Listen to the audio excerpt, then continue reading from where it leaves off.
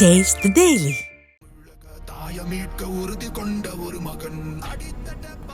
நாகை மாவட்டம் வேதாரண்யத்தில் புரட்சி தமிழர் மக்களோடு மக்களாக நடைப்பயணம் மேற்கொள்கிறார்.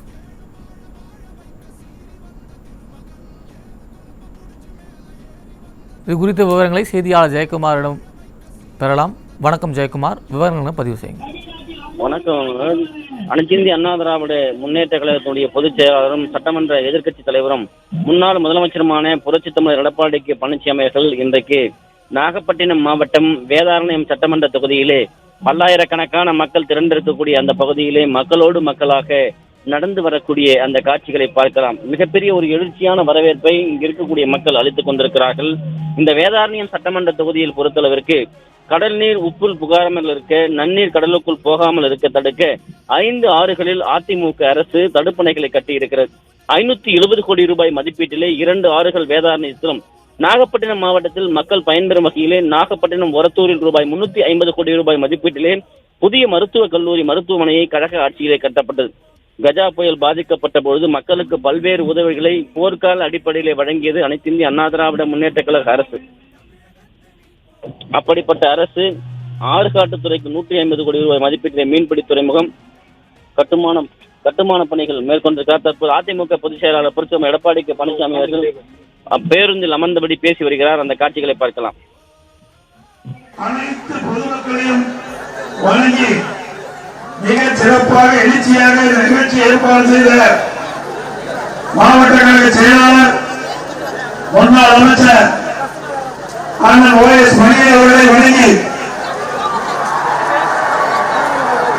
இந்த சிறப்பான நிகழ்ச்சியை கலந்து கொண்டுள்ள முன்னாள் அமைச்சர் திருவாரூர் மாவட்ட கழக அமைச்சர் காமராஜ் அவர்களையும் மற்றும் இந்த பகுதியைச் சேர்ந்த ஒன்றிய கழக செயலாளர்கள் மற்றும் நிர்வாகிகள் அனைவருக்கும் என்னுடைய முதற்கண் நன்றி கலந்த வணக்கத்தை தெரிவித்து, அதோடு கூட்டணி கட்சி சேர்ந்த நிர்வாகிகளுக்கும் தொண்டர்களுக்கும் இந்த நேரத்தில் என்னுடைய நன்றி கலந்த வணக்கத்தை தெரிவித்து, அடுத்த ஆண்டு நடைபெறுகின்ற சட்டமன்ற பொதுத் தேர்தலிலே அனைத்து இந்திய அண்ணா திராவிட முன்னேற்ற கழக வேட்பாளர்களுக்கு இரட்டை சின்னத்திலே வாக்களித்து வெற்றி பெற செய்யுங்கள்.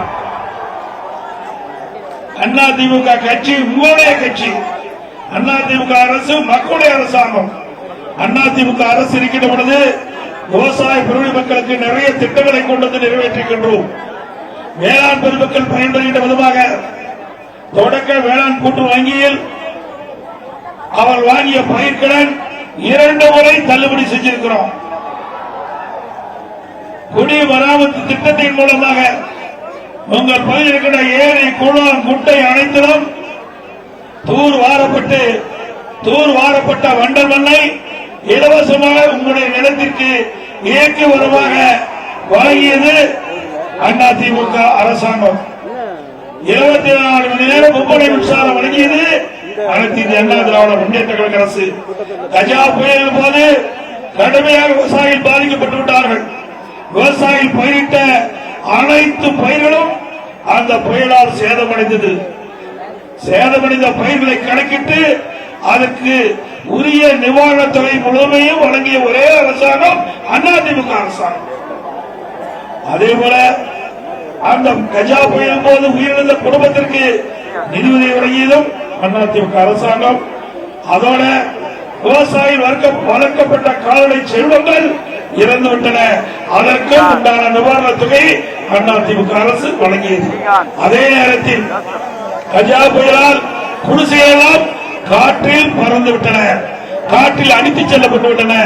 அப்படிப்பட்ட குடிசையில் வாழ்கின்ற மக்களுக்கு உடனடி தேவையாக தார்பார்த்தா கொடுத்து, கீத்து தென்னங்கீத்து கொடுத்து அவர்களுக்கு தற்காலிக இருப்பிட வசதி செய்து கொடுத்தது அதிமுக அரசாங்கம்.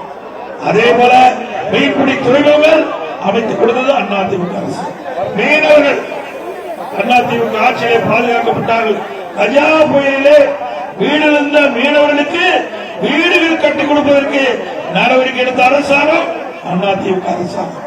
அதோட கஜா புயல் போது மீனவர்கள் இழந்த படகுகளுக்குரிய சேதத்தை கணக்கிட்டு நிவாரணத் தொகை வழங்கியதும் அதிமுக அரசு என்பதை நேரத்திலே குறிப்பிட்டு மீண்டும் 2026ஆம் ஆண்டு உங்களுடைய மகத்தான ஆதரவுகளை அனைத்து இந்திய அண்ணா திராவிட முன்னேற்ற கழக அரசு அமைய அனைவரையும் அன்போடு கேட்டு,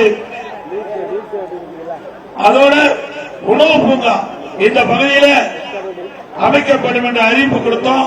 ஆட்சி மாற்றத்தின் காரணமாக ஆட்சியாளர்கள் அதை கைவிட்டுட்டாங்க.